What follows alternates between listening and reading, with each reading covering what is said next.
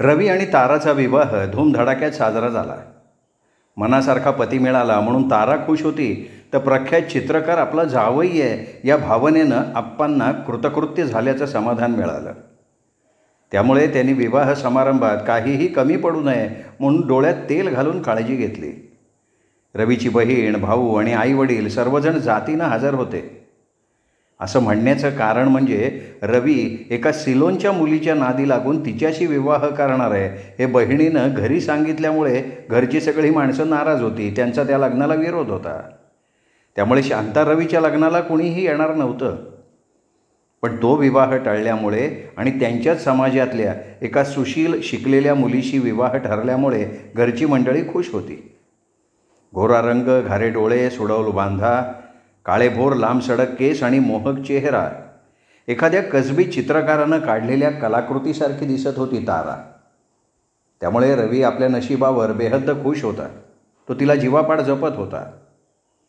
विवाह झाल्यानंतर त्याने हडपसरला साधना हाऊसिंग सोसायटीमध्ये 2 रूम भाड्यानं घेतल्या आणि तिथे त्यांचा राजा राणीचा संसार सुरू झाला. पण सोयीच्या दृष्टीनं गैरसोयीचं व्हायला लागलं. तिथे वर्षभर संसार केल्यानंतर रवीनं शुक्रवार पेठेत बदामी हौदाजवळ पुन्हा 2 खोल्या भाड्याने घेतल्या आणि आपलं बिऱ्हाड त्यांनी गावात हलवलं. जागा तळमजल्यावर असून रस्त्यावर होती. भरपूर प्रकाश, 24 तास पाणी आणि नोकरीची ठिकाणं जवळ, त्यामुळे दोघेही खुश होते. मनासारखी जागा मिळाल्यामुळे त्या जागेचं नूतनीकरण करण्याचं दोघांनी ठरवलं. त्या 2 खोल्यांचं रूपच त्यांनी पालटून टाकलं. आत्तापर्यंत तिथे राहून गेलेल्या चाळकऱ्यांना आणि घरमालकाला जे जमलं नव्हतं ते तारा रवीनं करून दाखवलं. त्या खोलीत राहायला आलेल्यापैकी कोणी दुरुस्ती सोडा, पण नळाचे कॉक आणि भिंतीचे खळे, खुंट्या, बल्ब आणि मालकाचं जे काही होतं ते सगळं घेऊन गेले होते. रवीनं स्वर खर्चानं 2 खोल्यांना प्लॅस्टर केलं, रंगरंगोटी केली. आतल्या खोलीत कडप्पा रंगीत टाईल्सचा ओटा करून घेतला. ओट्या शेजारी कोपऱ्यात असलेल्या रंगीत टाईल बसवून मोरीकम बाथरूम बनवलं. त्यात गिझर बसवून थंड गरम पाण्याची सोय केली. मोरीत हँडशॉवर बसवला. हेडशॉवर बसवायचा होता, पण कमी जागेमुळे तो शॉवर सुरू केला की आंघोळ करणारा आणि स्वयंपाक करणारी दोघांचीही आंघोळ व्हायला लागली, म्हणून त्यांनी ती आयडिया रद्द करून टाकली. स्वयंपाकघर लहान असलं तरी त्यात त्यांनी मोठ्या कल्पकतेनं हौसेनं घेतलेला फ्रीज, मिक्सर, ओव्हन यांची प्रतिष्ठापना केली. नवीन मांडणी आणून त्यात भांड्यांची रचना केली. दोघेही कलावंत असल्यामुळे त्यांच्या कल्पनेचं कसब या ठिकाणी कामाला आलं. बाहेरच्या खोलीत सोफा कम बेड, टीव्ही केस, टेबल आणि फॅन योग्य ठिकाणी ठेवून खोलीचं सौंदर्य वाढवलं. थोडक्यात त्यांनी आपल्या संसाराचा स्वर्ग बनवला आणि जीवनाच्या आनंदाच्या सरोवरामध्ये दोघेही मनसोक्त डोंबायला लागले. त्याच दरम्यान त्यांच्या संसारवेलीवर पुत्ररूपानं फूल उमललं आणि त्यांचा आनंद शतगुणित झाला. डोहाळ जेवण, बारसं हे कार्यक्रम जोरात साजरे झाले. त्यानिमित्तानं दोघांच्याही ऑफिसमधली आणि नात्यातली माणसं घरी येऊन जेवून गेली. त्यांनी उभयतांचं तोंड भरभरून कौतुक केलं. मात्र आजूबाजूची वस्ती, रहिवासी आणि संस्कृती यात रवीचं कुटुंब म्हणजे चिखलातलं कमळ भासत होतं. लोकांनी हेवा करावा, बायकांनी मत्सर करावा अशी परिस्थिती निर्माण झाल्यामुळे त्यांना आळीतल्या सहजीवनाचा आनंद काही उपभोगता आला नाही आणि रवीचं मन तिथे रमेना, म्हणून त्यांनी सहकार नगरमध्ये एका अपार्टमेंटमध्ये आउटहाऊस भाड्याने घेतलं आणि तिथे आपला संसार हलवला. डोंगराच्या पायथ्याशी हिरव्यागार वनराईच्या सानिध्यात राहायला आल्यामुळे मनाला प्रसन्नता आणि उभारी मिळाली. त्यामुळे एक वेगळाच आनंद मिळत होता. हम दो हमारा एक या लहान कुटुंबात ते महान सुख उपभोगत होते. आउटहाऊसच्या कडेला भरपूर मोकळी जागा असल्यामुळे ताराला तिची गार्डनिंगची हौस पुरवता आली. रंगीबेरंगी फुलझाडं, वेली यांनी आउटहाऊसचं एका बंगलीत रूपांतर झालं आणि त्याच दरम्यान त्यांना दुसरं पुत्ररत्न प्राप्त झालं. दोघांचा मिळणारा पगार आणि बँकेमार्फत हप्ते योजना यामुळे कुठलीही वस्तू घेणं सहज शक्य असल्यामुळे घरात सगळ्या सुखसोयी आणि वस्तूंची रेलचेल झाली. दिमतीला 2 टू व्हीलर आल्या. पण मानवाचं मन असं असतं की त्याला आहे त्यापेक्षा आणखीन जास्त हवं असतं आणि परिस्थिती अनुकूल झाली की तो आणखीन पुढची गोष्ट प्राप्त करतो. त्याप्रमाणे 2 वर्षातच रवी तारानं 4 रूमचा ओनरशिप फ्लॅट बुक केला आणि वर्षभरात त्यांनी त्या ब्लॉकवर आपलं बिऱ्हाड हलवलं. स्वतःच्या मालकीची जागा, आलिशान फ्लॅट, सुंदरशी टेरेस, सुरेख बाल्कन्या आणि तिथून दिसणारं सृष्टी सौंदर्य यामुळे आपण नवीन सुंदर जगात प्रवेश केल्याची भावना, सुख आणि आनंद याचा मधुर संगम झाला तर नवल नाही. हा फ्लॅट सजवताना इंटिरियर डेकोरेशनच्या मार्गदर्शनाखाली त्यांनी तो सजवला. लाखात खर्च झाला, पण हौसेला मोल नसतं आणि आत्मिक समाधानाची किंमत नाही करता येत. याला कारण म्हणजे त्यांचं सुखी वैवाहिक जीवन, एकमेकांसाठी समर्पणाची भावना. रवीला जर शक्य झालं असतं तर त्यांनी तारासाठी ताजमहालसुद्धा बांधला असता, एवढा तो तिच्यावर प्रेम करत होता.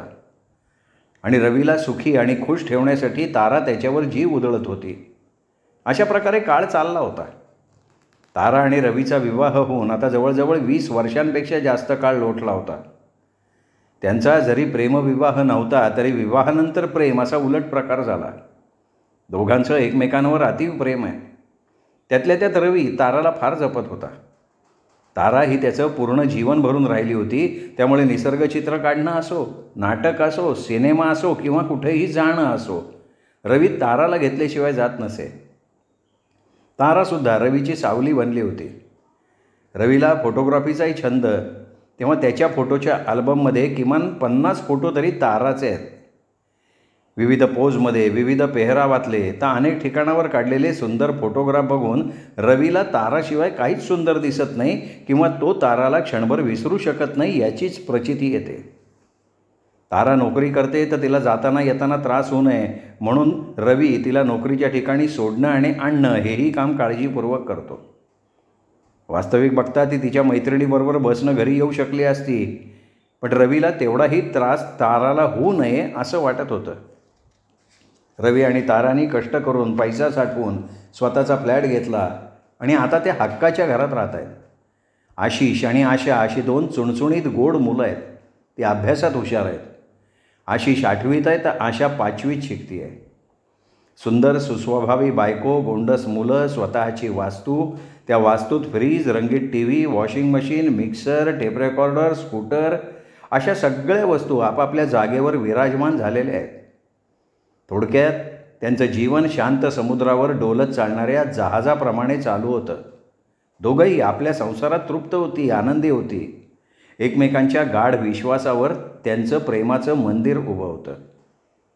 आपल्या या सुंदर भावविश्वाला, सुखी संसाराला कोणाची दृष्ट तर लागणार नाही ना याची ताराला सतत भीती वाटायची. मैत्रिणी तिचा हेवा करायच्या. तळ हातावरच्या फोडाप्रमाणे जपणारा पती, सोन्यासारखी 2 मुलं, चैत्रातल्या गौरीसारखा सजवलेला संसार आणि नशीबवान तारा याचं त्यांना कौतुक वाटे. ताराची आई तर नेहमी म्हणे, माझी तारा आहेच मुळात भाग्यवान, तिला कधी काही कमी पडणार नाही. रवी ताराच्या सहवासात आमूलाग्र बदलला होता. तो तिला आपली स्फूर्तिदेवता मानत होता. जगात सगळ्यात सुंदर जर काय असेल तर ती तारा. तिची त्याने कितीतरी पोर्ट्रेट, लाईव्ह स्केचेस काढून ठेवलेली होती. रवी शांताला पार विसरला होता आणि या 20 वर्षाच्या काळात ती त्याच्या स्मृतीच्याही पलीकडे गेलेली होती आणि अचानक शांताचा फोन यावा याचं त्याला आश्चर्य वाटलं. विस्मृतीनं धरलेली पहिल्या प्रेमाची खपली निघाली. तिच्यातून त्याच्या पहिल्या प्रेमाच्या स्मृती व्हायला लागल्या, झिरपायला लागल्या. त्याच्या मनानं त्या दाबण्याचा पुष्कळ प्रयत्न केला, पण त्या थांबेनात. त्याचं मन सगळी बंधनं झुगारून शांताकडे झेपावत होतं, धाव घेत होतं. दुपारी अंथरुणावर पडल्या पडल्या त्याच्या डोळ्यांसमोर शांताची अनेक रूपं साकार होत होती. कारण आता तब्बल 20 वर्षांनी शांता कशी दिसत असेल याची चित्र तो आपल्या कल्पनेनं डोळ्यांसमोर चितारत होता. आपण तिला ओळखू का? ती आपल्याला ओळखेल का? अशा अनेक प्रश्नांची फौज त्याच्यासमोर तैनात झालेली होती. ठरल्याप्रमाणे रवी 6 वाजता पेशवे पार्कच्या गेटवर पोहोचण्यासाठी म्हणून 5:30 वाजता तयार होऊन बाहेर पडला. आज सुट्टीचा दिवस असून ताराशिवाय बाहेर न पडणारा रवी एकटाच बाहेर चाललेला बघून ताराला जरा आश्चर्यच वाटलं. ती त्याला म्हणाली सुद्धा, आज एकटेच निघालात ते? शिवाय कुठे निघालात, केव्हा येणार, काहीही न सांगता निघालाय म्हणून विचारतेय. ठीक आहे, कुठे आणि कुणाकडे जाणार हे जरी सांगायचं नसलं तर निदान घरी कधी येणार ते सांगा, म्हणजे वाट बघत बसायला नको. नाही तारा, अगं असं काही न सांगण्यासारखं आणि गुपित असं काही नाही आहे. ऑफिसचं एक काम आठवलं आणि ते आजच करायला हवं, कारण उद्या साहेब विचारेल, मग त्याला काय सांगणार, म्हणून निघालो. तुला सांगणारच होतो ते, तू त्यापूर्वीच विचारलंस. बरं मी येतो, रात्री किमान 8 तरी वाजतील, तू आणि मुलं जेवून घ्या, माझी वाट बघू नका. असं म्हणून रवी बाहेर पडला. जसजसा तो पेशवे पार्कजवळ येत होता तसतशी त्याची छाती धडधडत होती. पेशवे पार्कच्या गेटजवळ तो पोचला आणि समोर बघतो तर काय, त्याच्या डोळ्यांवर त्याचा विश्वास बसेना, कारण सुमारे 20 वर्षापूर्वी पाहिलेली शांता आजही जशीच्या तशी. यत्किंचितही वाढत्या वयाचं चिन्ह तिच्या चेहऱ्यावर किंवा देहावर दिसत नव्हतं. तशीच ताजी, टवटवीत, हसतमुख आणि बोलक्या डोळ्यांची शांता साक्षात त्याच्या समोर उभी होती. 20 वर्षांचा काळ म्हणजे स्वप्न होतं का आपण झोपेतनं उठलोय याचा रवीला संभ्रम पडला. हॅलो रवी, शांता म्हणाली. हॅलो हॅलो शांता, अगं तू तर मला आश्चर्याचा फार मोठा धक्का दिला. मी अजून बेशुद्ध कसा पडलो नाही याचं मला आश्चर्य वाटतंय गं. का तुला बेशुद्ध पडायला काय झालं? मला वाटलं होतं आता तू आयुष्यात पुन्हा भेटतेस का नाही कुणास ठाऊक. मी तर आपल्या भेटीची आशा सोडली होती, त्यामुळे या अनपेक्षित धक्क्यानं मी बेशुद्ध पडतो का काय असं वाटलं. रवी, अरे तू मला विसरला असशील आणि मी भेटले नाही तरी तुला त्याचं काही वाटणार नाही याची मला कल्पना आहे. पण मी मात्र तुला या 20 वर्षात कधीच विसरले नाही आणि विसरण्याचा प्रयत्न करूनही ते जमलं नाही. अर्थात तुला काय म्हणा त्याचं. हे बघ शांता, असं बोलू नकोस. असं बोलून तू माझ्या हृदयाला यातना देतेस. तुझं अजूनही माझ्यावर प्रेम आहे? शांतानं भुवया वक्र करून विचारलं. अगं आहेच मुळी. तुला खोटं वाटतंय का काय? नाही, विश्वास नाही बसत. मग सांग, त्या समोरच्या इमारतीच्या 3ऱ्या मजल्यावरनं उडी मारू का ते येणाऱ्या ट्रक पुढे आडवा पडू? शांताला त्याच्या या बालिश हावभावाचं हसू आलं. ती म्हणाली, रवी, मी एकदा अनुभव घेतला आहे, आता पुन्हा त्याची परीक्षा नको. बरं सांग, तू लग्न केलंस का अजून बसलाय शांता करत? नाही, तू गेल्यावर मी लग्न केलं आहे. काय, बायकोचं नाव काय आहे? तारा. मुलं किती? 2 आहेत, एक मुलगा एक मुलगी. बायकोवर प्रेम वगैरे करतोस ना? शांता, पहिल्या प्रेमाचा वर्षाव तुझ्यावर झाला. आत्ताचं प्रेम म्हणजे पावसाच्या बुरबुरीसारखं आहे. बरं माझं जाऊ दे, तुझी हालहवाल सांग. पहिल्यांदा आपण त्या बागेत एकांतात बाकावर बसू, मग सांग. दोघेही बागेमध्ये गेले. लांब एका बाजूचा पण निवांत बाक निवडून त्यावरती दोघं बसले. शांतानं थोडं अंतर राखलं होतं, पण रवीला ते सहन झालं नाही. त्याची हक्काची प्रेयसी तब्बल 20 वर्षांच्या विरहानंतर भेटतीये आणि हे अंतर. त्याला ते सहन झालं नाही. तो तिच्याकडे सरकला, तिच्या उबदार स्पर्शानं सुखावला.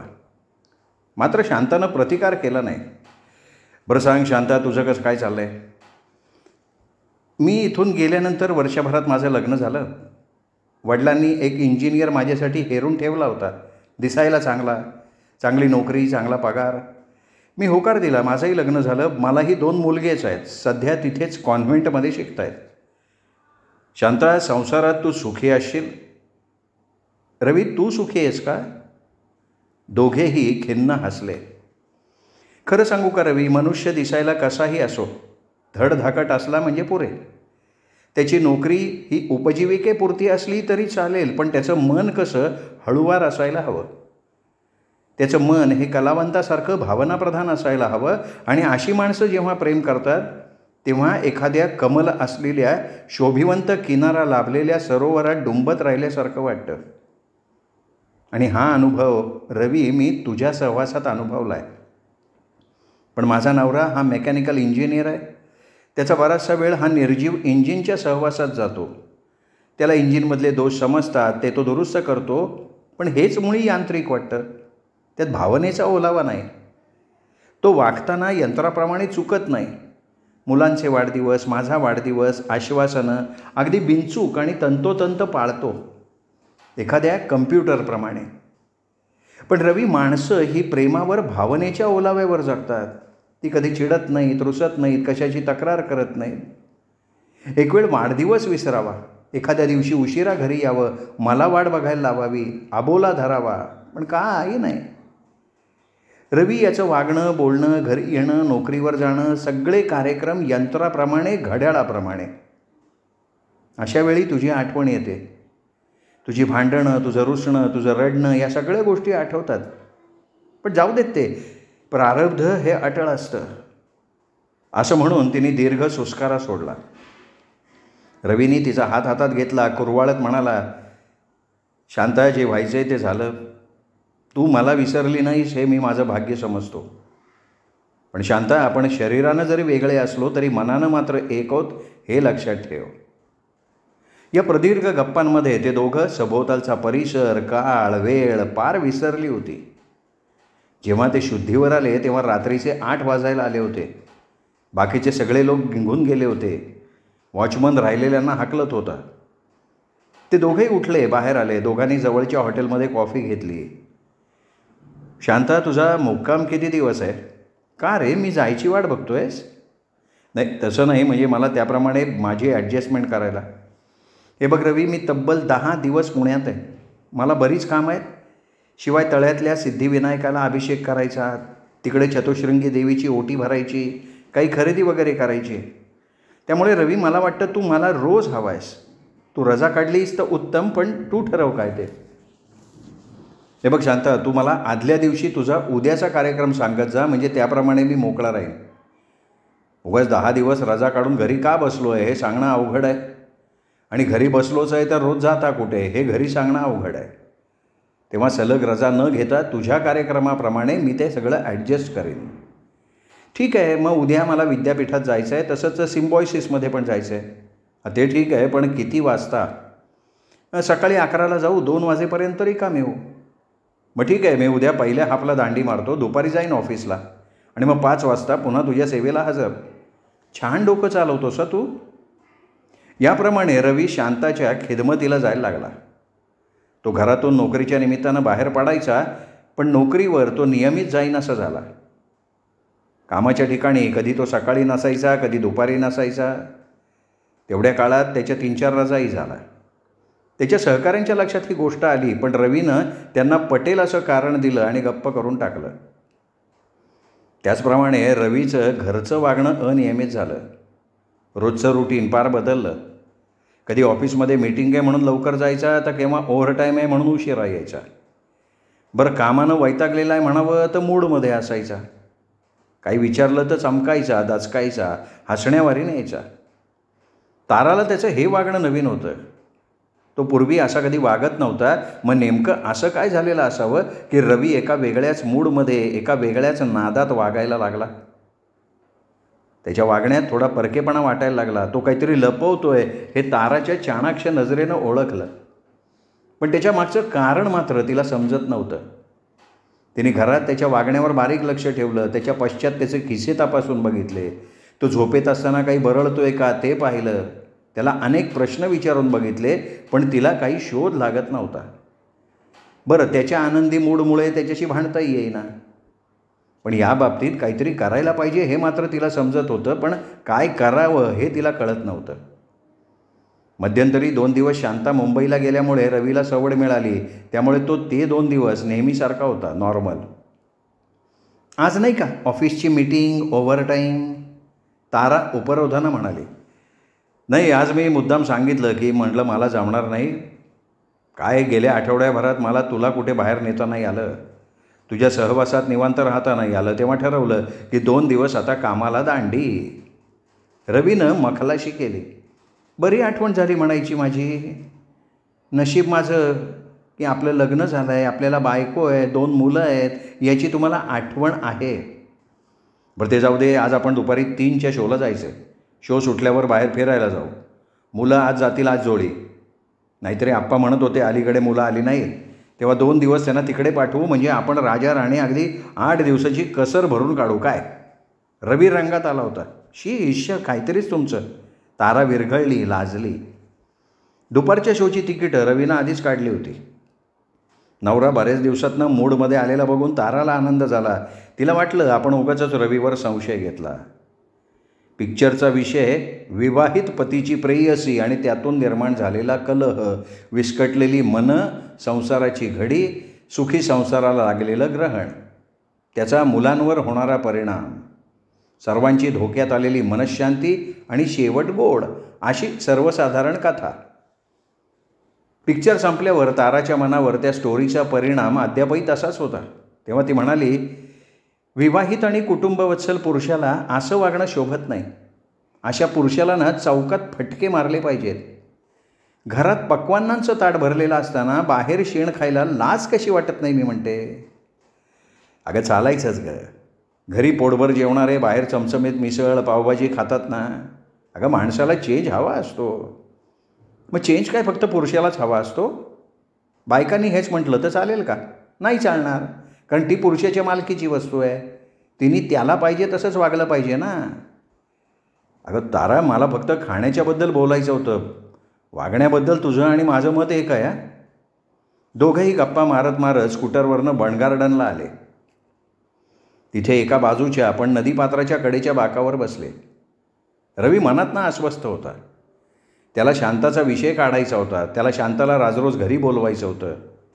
पण ताराच्या मनाचा अंदाज घ्यायचा होता. त्याला तिच्या मनाची तयारी करायची होती.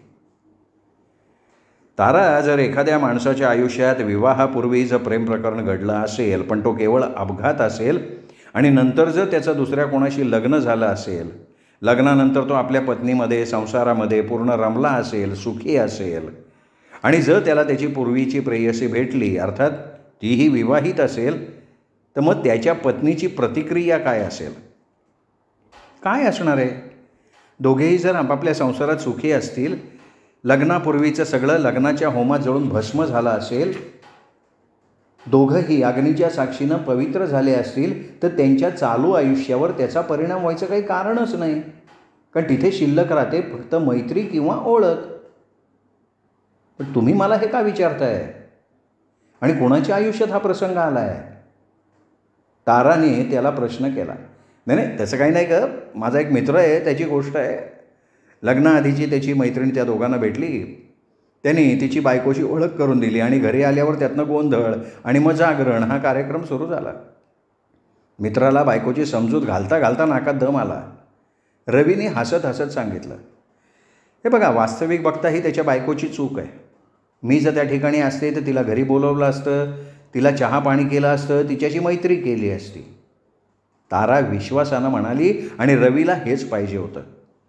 कारण गेले 8 दिवस त्याच्या मनाची घालमेल होत होती की शांताला घरी जेवायला बोलवावं, ताराची ओळख करून द्यावी. म्हणजे पुढे मागे जर शांता भारतात आली तर तिने आपल्याच घरी उतरावं. म्हणजे ही जी मनाची ओढाताण, चोरीचा मामला आहे ना, हे होणार नाही. कारण शांता त्याला 2-3दा म्हणाली होती, रवी, तू मला तुझ्या घरी नेणार नाही आहेस का? अगं नेन ना, नक्की नेन, पण योग्य वेळी. म्हणजे रवी, तुझी बायको संशयी आहे? नाही नाही अगं, तशी ती सोशल आहे. मग तिला तू मी आल्याचं सांगितलं नाहीस? नाही ना. का नाही सांगितलं? म्हणजे तिला सांगायचं धाडस नाही झालं मला.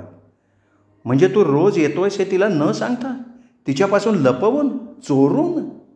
शांताला आश्चर्य वाटलं. अगं मग काय करणार सांग ना. मला तुझा सहवास हवा आहे, अगदी निखळ सहवास. त्यात मला कोणाची अडचण नको आहे म्हणून मी नाही सांगितलं. अरे गेले 8 दिवस आपण एकत्र फिरतोय. कुणीही बघण्याची शक्यता आहे. लोक मला ओळखत नाहीत रे, पण तुला तर ओळखतात ना. आणि तू तर आता मोठा चित्रकार आहेस. मला आवडलं नाही आहे. शांतानं आपली नाराजी प्रकट केली. पण आत्ताच्या ताराच्या विचारावरनं त्याला वाटणारी भीती कमी झाली. म्हणजे शांता जर घरी आली तर ताराला आनंदच होईल याची खात्री रवीला वाटायला लागली आणि त्याने तिला घरी बोलवायचा निर्णय घेतला. इतकंच काय, तिला एकदम बोलवून ताराला सरप्राईज करायचं ठरवलं. रवी ताराला अंधारात ठेवून शांताबरोबर राजरोज फिरत होता. हे जरी शांताला माहिती नव्हतं तरी रवीच्या काही मित्रांनी बघितलं होतं, जे फक्त रवीला ओळखत होते. ते शांताला त्याची पत्नी समजले, पण जे ताराला ओळखत होते आणि ज्यांना रवी ताराचा पती हे माहिती होतं, त्यांना ही अपरिचित आणि परदेशी बाई बघून आश्चर्य वाटलं. त्यातल्या एकीने ताराला विचारलं सुद्धा, अगं तारा, तुझ्याकडे कोणी पाहुणी आली आहे का? नाही बाई, का गं? अगं काल सकाळी मी तुझ्या नवऱ्याच्या मागे एका बाईला बघितलं. कुणीतरी पाश्चात्य असावी, म्हणजे तिच्या पेहरावावरनं तसं वाटलं. हो अगं, पण मला हे काही बोलले नाहीत. असेल गं कोणीतरी ओळखीची. कसं आहे, रवी चित्रकार आहे, त्यामुळे त्याच्या बऱ्याच ओळखी आहेत. दिली असेल कोणाला तरी लिफ्ट. असा समज करून तिने तो विषय डोक्यातनं काढून टाकला. आणखी एकदा प्रत्यक्षात तिच्या मुलानं रवीबरोबर स्कूटरवर एका बाईला पाहिल्याचं आपल्या आईला सांगितलं, पण तिने त्याच्याहीकडे फार गांभीर्यानं बघितलं नाही, कारण तिचा रवीवर गाढ विश्वास होता. आजपर्यंत रवीनं कुठलीही गोष्ट तारापासून लपवून ठेवली नव्हती, त्यामुळे ती त्या दृष्टीनं निश्चिंत होती. तारा, आज संध्याकाळी तुला काही विशेष काम नाही आहे ना? नाही हो, पण का विचारताय तुम्ही? अगं, माझा आज एक मित्र येणार आहे रात्री जेवायला. मग येऊ द्या. ठीक आहे, मी 5 वाजता तुझ्या शाळेत तुला न्यायला येतो. नंतर आपण रात्रीच्या स्वयंपाकासाठी लागणाऱ्या वस्तू खरेदी करू, काही स्वीट घेऊ आणि मग घरी येऊ. अहो, चालेल की. आज रवीने शांताला घरी जेवायला बोलवलं होतं, पण तरीही शांतानं रवीला विचारलं, रवी, मी जेवायला आनंदाने येईन, पण तू तुझ्या बायकोला माझ्याबद्दल सांगितलं आहेस का? तसा बोललो आहे ग तिच्याशी, आणि तिला काही वाटणार नाही, उलट आनंद होईल असा मला विश्वास आहे. नाही, पण तरीसुद्धा तू स्पष्ट कल्पना द्यायला हवी रे. ठीक आहे, तिला सगळं सांगतो, मग तर झालं. मग उद्या नक्की येणार ना? नाही तर माझी तयारी वाया जाईल. अरे, असं कसं होईल? मला तुझं घर बघायचं आहे, तुझी मुलं बघायची आहे, तुझ्या बायकोशी गप्पा मारायच्या आहेत. मी येईन. पण तरीसुद्धा रवीनं ताराला स्पष्ट कल्पना दिली नाही. ती समजत होती की रवीचा मित्र जेवायला येणार, त्यामुळे ती बेसावत होती. रवी मोठ्या उत्साहानं घर नीटनेटकं लावत होता. साफसफाई, पडदे बदलणं, आभरे बदलणं, फ्लॉवर पॉट सजवणं, इनडोअर प्लॅन्ट योग्य जागी ठेवणं, फर्निचरवरची धूळ पुसणं, या कामाला तो उत्साहानं लागला होता आणि तारालाही हवं नको ते बघत होता. आज रवीचा ओसंडून वाहणारा उत्साह बघून तारालाही आश्चर्य वाटलं. ती म्हणाली, अहो, असा कोण मित्र येणार आहे की तुमची एवढी धावपळ चालली आहे? अगं, बघशील की तू, आता येईलच, वेळ झालीच यायची. तारा आपल्या कामात व्यग्र होती आणि दारावरची बेल वाजली. रवीनं दार उघडलं. दारात शांता उभी. अंगात लाल रंगाचा शर्ट, खाली काळ्या रंगावर पांढरी नक्षी असलेला स्कर्ट, त्यातून दिसणारे केळीच्या सोपटासारखे गोरेपान पाय, पायात उंच टाचेच्या सँडल्स, डोळ्याला गॉगल आणि ओठाला लाल चुटूक लिपस्टिक. रवी बघतच राहिला. हाय रवी, आले की नाही वेळेवर? आणि ती आत आली. मुलांकडे, किचनकडे बघत म्हणाली, हॅलो एव्हरीबॉडी. तारानं काम करता करता मागे बघितलं आणि तिच्या छातीत धस्स झालं. तिने 20 वर्षांपूर्वीची रवीची प्रेयसी ताबडतोब ओळखली. तिच्या हातापायातलं त्राणच गेलं. तिने पाहून न पाहिल्यासारखं केलं. आपला चेहरा न दिसेल अशा पद्धतीनं ती काम करत राहिली. अगं तारा, कोण आले बघ ना. अहो, तुम्ही आहात ना, मी कामात आहे. तारानं तिची अजिबात दखल न घेतल्यामुळे शांताला परिस्थितीची कल्पना आली. अगं तारा, ते काम राहू दे ग बाजूला, आधी बाहेर आहे. अगं बघ, शांता आली आहे. रवीचा अर्शभरीत आणि उतावीळ आवाज ताराचं हृदय चिरत गेला. हे बघा, अहो, तुमचे मित्र यायचे आहेत ना जेवायला, मग त्या तयारीत आहे मी. कोण आलं आहे ते तुमचं तुम्ही बघा. नाही तर जे कोणी आलं आहे ते तुमच्यासाठी आलं आहे, माझ्यासाठी कुठे आलं आहे? रवी, तुझ्या बायकोला मी आलेलं आवडलेलं दिसत नाही आहे. नाही, तसं नाही शांता, मला वाटतं तिने तुला ओळखलं नसावं म्हणून ती अशी बोलत असणार. हे बघ रवी, बायकांना चांगल्या ओळखतात आणि म्हणून मी तुला आधी सांगितलं होतं की तू तुझ्या बायकोला सगळ्या गोष्टींची कल्पना दे आणि मग मला बोलव. पण तू म्हणालास की मी तिला सगळं सांगितलं आहे, याचा अर्थ तू माझ्याशी खोटं बोललास. शांता चिडली. तारा हा संवाद किचनमधनं ऐकत होती. रवी ताराशीही खोटं बोलला होता. शांताला जेवायला बोलवलं आहे हे सांगितलं असतं तर चाललं असतं, पण शांता भारतात आली आहे, ती पुण्यात आहे आणि शिवाय ती घरी जेवायला येणार आहे, यातलं काहीही रवीने ताराला सांगितलं नाही. त्याचं सांगायचं धाडसच झालं नाही. त्यांनी खोटं बोलून ताराचा विश्वासघात केला आहे अशी ताराची खात्री झाली. पण तिने स्वतःवर ताबा मिळवला आणि चेहऱ्यावर हसरा मुखवटा धारण करून ती किचनमधनं हॉलमध्ये आली आणि म्हणाली, माफ करा, मी आधी आपल्याला ओळखलं नाही. शिवाय कसं आहे ना, यांच्याकडे चित्रकलेच्या मार्गदर्शनासाठी अनेक मुली, स्त्रिया येत असतात, म्हणून मला वाटलं हे नेहमीचंच आहे, म्हणून मी दुर्लक्ष केलं. शिवाय तुम्हाला जेवायला बोलवलं आहे हे मला आत्ता समजलं. मला म्हणाले माझा मित्र येणार आहे. मैत्रीण म्हटले असते तर मी काही यांना दोष दिला नसता ना. हा ग तारा, हा रवीनं पहिल्यापासून असाच आहे. मला वाटलं आता तरी सुधारला असेल, पण हा आहे तसा आहे. आता तू जिथे मला सुधारू शकली नाहीस तिथे तारा काय मला सुधारवणार आहे, त्यामुळे मी आहे तसा आहे. रवीनं नको तिथे नको तो विनोद केला. ताराला त्याचं हे बोलणं रुचलं नाही, पण लोकांसमोर तमाशा नको म्हणून ती शांत राहिली. यथासांग जेवणं पार पडली. आज रवी विशेष मूडमध्ये होता. आता त्याच्या बोलण्याला वागण्याला एक विशिष्ट अर्थ प्राप्त झाला होता.